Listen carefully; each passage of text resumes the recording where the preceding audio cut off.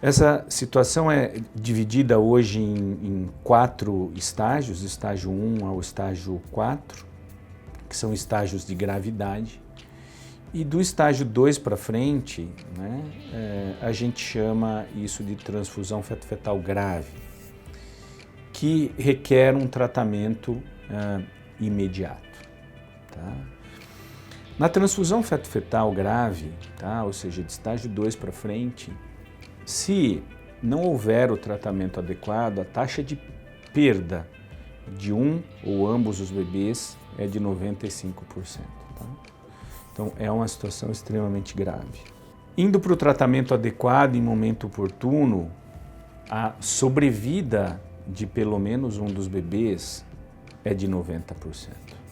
Então, a gente muda radicalmente o prognóstico da gestação quando a gente faz o tratamento da transfusão feto-fetal. Como a transfusão feto-fetal é uma doença causada por comunicação dos vasos entre os dois bebês do par monocoriônico, a única forma definitiva de acabar com a doença é eliminando essas comunicações vasculares, porque elas são a causa da doença, tá certo? E só existe um jeito de fazer isso, né? E esse jeito de fazer isso é por uma cirurgia, uma microcirurgia, né? Uma cirurgia pouco invasiva, onde nós entramos na cavidade amniótica com uma câmera de vídeo muito pequenininha, com 2, 3 milímetros, identificamos esses vasinhos que comunicam esses dois bebês e queimamos esse vasinho com laser. E como eu disse, né, hoje os resultados do tratamento da transfusão feto-fetal com laser permitem uma sobrevida de pelo menos um dos bebês, que pode chegar a 90%. Tá? Alguns pontos são muito importantes aqui.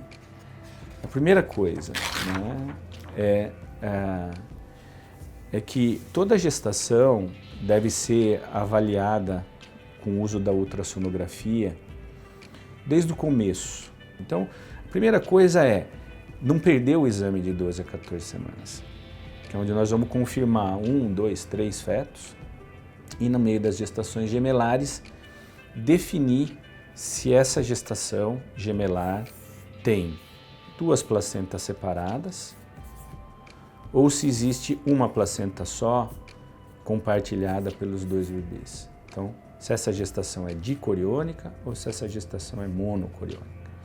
O paciente tem que cobrar do doutor, que vai fazer o laudo do exame de ultrassonografia, se essa gestação de gêmeos tem placentas separadas ou uma placenta para os 2 bebês. E nós temos técnicas muito precisas, ou sinais muito precisos no ultrassom, para definir se essa gestação é de uma placenta só ou de 2. Lembrando que uma gestação dicoriônica, né, é como se 2 gestações acontecessem ao mesmo tempo. Isso tem um comportamento até os bebês nascerem, tem determinados riscos de complicação. Quando eu tenho uma placenta só, é como se eu tivesse uma gestação com 2 bebês, compartilhando o mesmo lugar.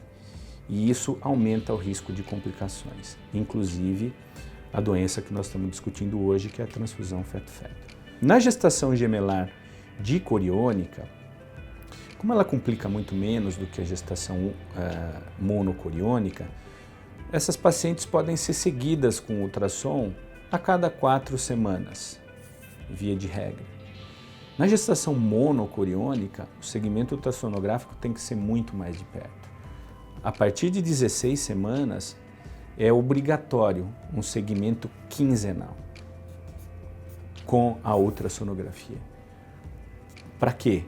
Para identificar precocemente aquelas gestações monocoriônicas que vão apresentar a transfusão feto-fetal, dentre outras complicações que não são foco da nossa discussão agora. Somente nesse segmento rigoroso é que é possível então identificar a doença em fases iniciais e acompanhar para ver se essa situação vai se agravar a ponto de requerer um tratamento. No estágio 1 de transfusão feto-fetal, que é o estágio mais leve, né, onde existe só uma pequena discrepância entre os volumes de líquido dos bebês e o tamanho das bexigas, a gente pode acompanhar só com a ultrassonografia, porque às vezes o quadro se resolve espontaneamente. No estágio 2 para frente, tá, é muito importante que seja discutido a terapêutica durante a gestação.